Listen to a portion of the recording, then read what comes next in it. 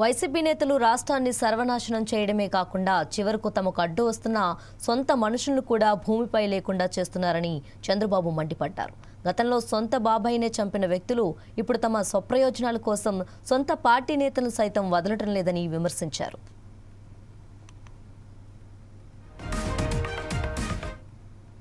ఇటీవల కడపలో జరిగిన పెద్ద దస్తగిరి హత్యను ప్రస్తావిస్తూ చంద్రబాబు కీలక వ్యాఖ్యలు చేశారు.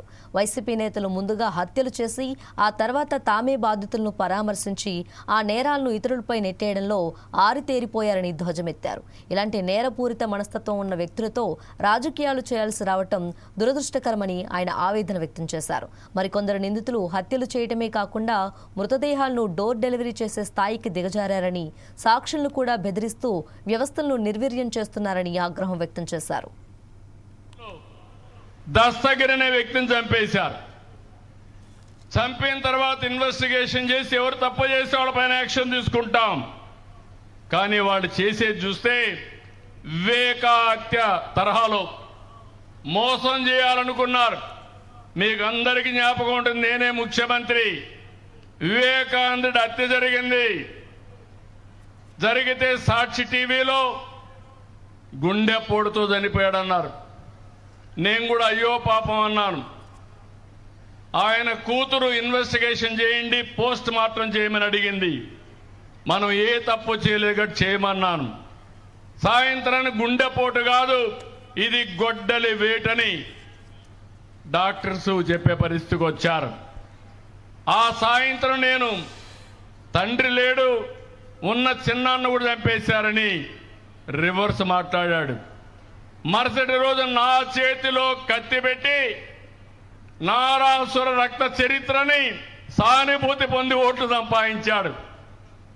ఇప్పుడు అదే తరహాలో ఇది కూడా చేయాలంటే అలర్ట్గా ఉన్నాం. నేను ఎప్పుడు కూడా మోసగాళ్ల పైన కన్నేశాను. నేను ఎప్పుడు మోసగాళ్ల పైన కన్నేసి ఈ రాష్ట్రంలో ప్రజల రక్షణకు భరోసా ఉండదని మరొకసారి మీ అందరికీ హామీ ఇస్తున్నా.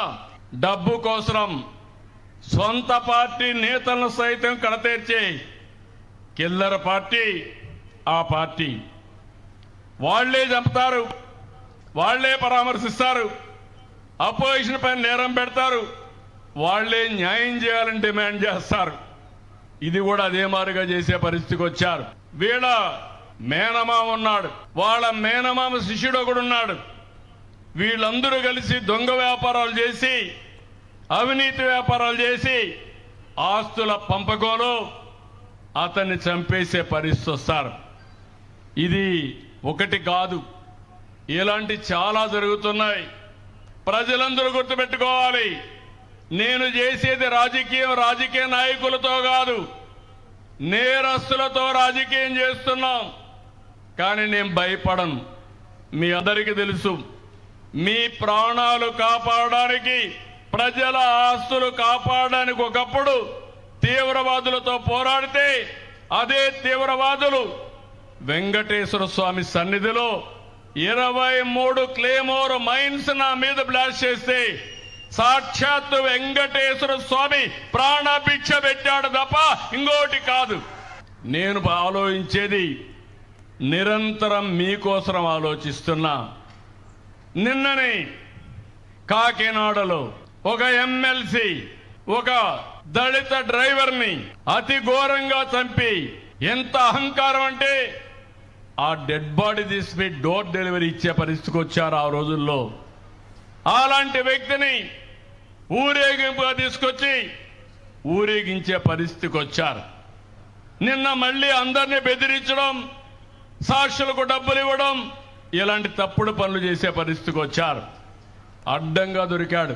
తప్పు చేసి ఇక్కడ ఉపేక్షించడానికి ఎవ్వరూ సిద్ధంగా ఉండరు. ఈ విషయాలు వీళ్ళు గుర్తుపెట్టుకోవాల్సిన అవసరం ఉంది. నేను అందుకే మీ అందరికీ ఒకటే చెప్తున్నాను, ఈ యొక్క రాజకీయ పార్టీ యొక్క ఐడియాలజీని మీరు అర్థం చేసుకోవాలి.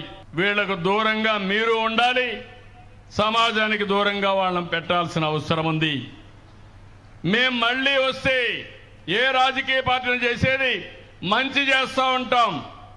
కానీ వీళ్ళు వచ్చేది మాత్రం మేము వస్తే నరికేస్తాం, చంపేస్తాం, లేకుంటే క్యాన్సిల్ చేసేస్తాం, పెట్టుబడిదారు తరిమేస్తాం. ఇంకా మీరు చూసే దీన్ని డెమాన్స్ట్రేట్ చేయడానికి పోస్టర్లకి జంతు బలిచ్చే పరిస్థితికి వచ్చారు. నేను ఒకటే హామీ ఇస్తున్నా, మీ పాత రోజులు పోయినాయి. బెదిరింపులకు ఎవరు భయపడరు.